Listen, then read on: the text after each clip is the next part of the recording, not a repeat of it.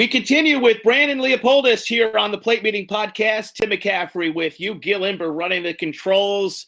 And this one's dragged out a while as we talk about the lawsuit of Angel Hernandez against Major League Baseball. We've talked about this quite a bit on our website, but we're going to try to get to the future. Where do you see Angel Hernandez's lawsuit going, Brandon? This is a really interesting case because he's claiming discrimination, right? And I think he has at least what's called a prima facie case, which means that he can set that burden of proof for Major League Baseball has to respond with the reasons why he hasn't been promoted to a crew chief. He hasn't gotten some of the accolades and awards that others have gotten. So in order to be able to prove the case, and this is why it's drug out so long, is because they fought tooth and nail about every one of these issues, and we'll see how it goes. But in order to set that standard where Major League Baseball has to respond in some way, that you have to show that you're a protected class. Angel Hernandez is Cuban, so he has a national origin and probably a race claim.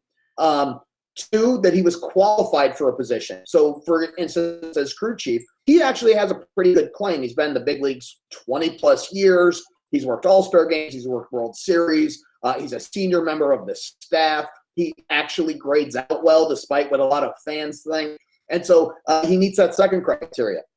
The third one is that he wasn't selected for something or he wasn't promoted or received the job. Here, that's certainly the case with the crew chief position, at least. Not to mention some of the playoffs or all-star games or other things that he may put into the claim. And finally, that another employee outside of that protected class received the job.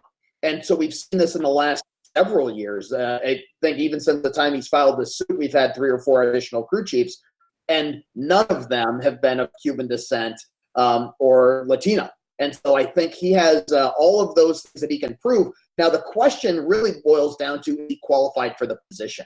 They may say that he doesn't have the leadership skills, some of those soft things that they might be able to say that are subjective. That's where I think the fight's going to be over. And I don't know if we see this one settling. I think this may actually go to trial.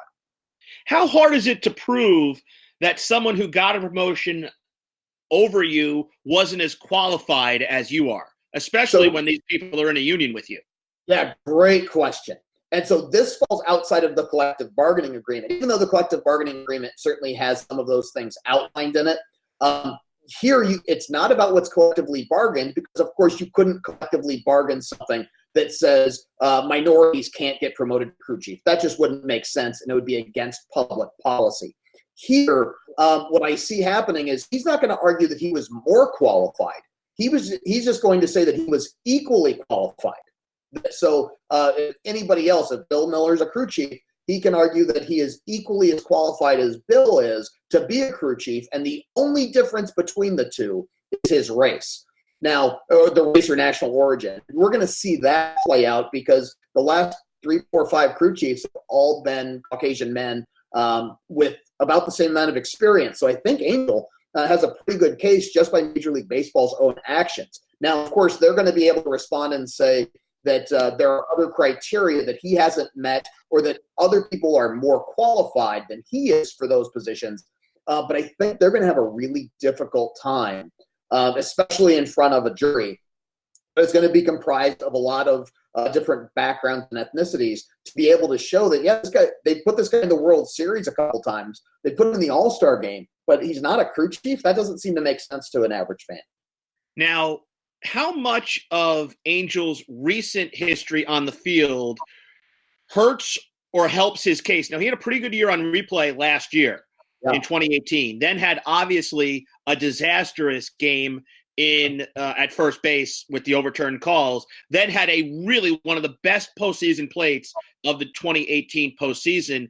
Does that performance in 2018 help or hurt him, or not affect at all his case going forward?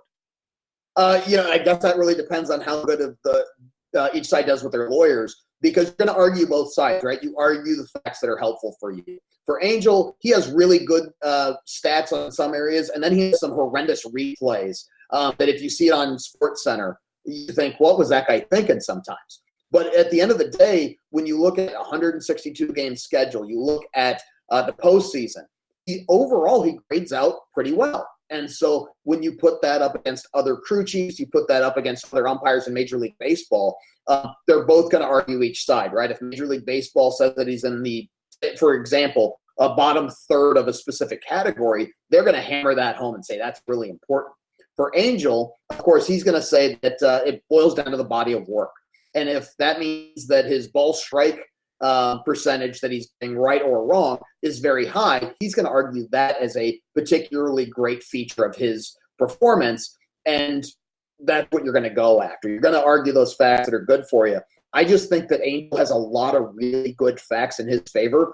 And at the end of the day, remember, this is sports. So if it goes to a trial, it doesn't mean you're going to have a rational decision being made by a jury, because they're still fans at heart. Even though a jury is going to do the best they can, we've seen some very odd rulings come out of sports cases simply because sometimes the fan scenario inside of you, that emotional part, just can't get away from the facts of a case.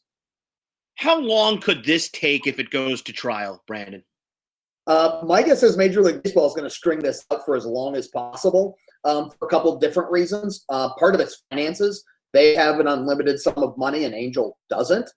Even if the union's helping out on that case, they want to string this out because eventually you wear somebody down. Major League Baseball is a gigantic company. You're not going to wear them down. That's somebody's day job to go to work and work on this case. Their outside law firm, those lawyers aren't too worried about it. That's just part of their day job.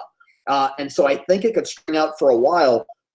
My guess is probably at best another year, if not longer, because during the baseball season, if they wanted to depose Angel, they probably can't do it unless he's in New York. And how often is he in New York? Not very often. They might do it when he's off for vacation on a week, but it gets really tricky where every week you delay it is another week before you can get to trial.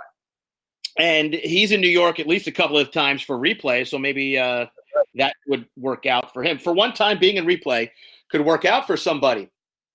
That's right. That's right. And I will say that imagine that scenario when you get peppered with questions from Major League Baseball's lawyers and you're furious, and then you have to leave the deposition and go over to the replay booth and work right alongside with Major League Baseball staff that you're in a lawsuit with sitting right next to you. That's got to be odd, Brandon. It is an odd dynamic, to say the least.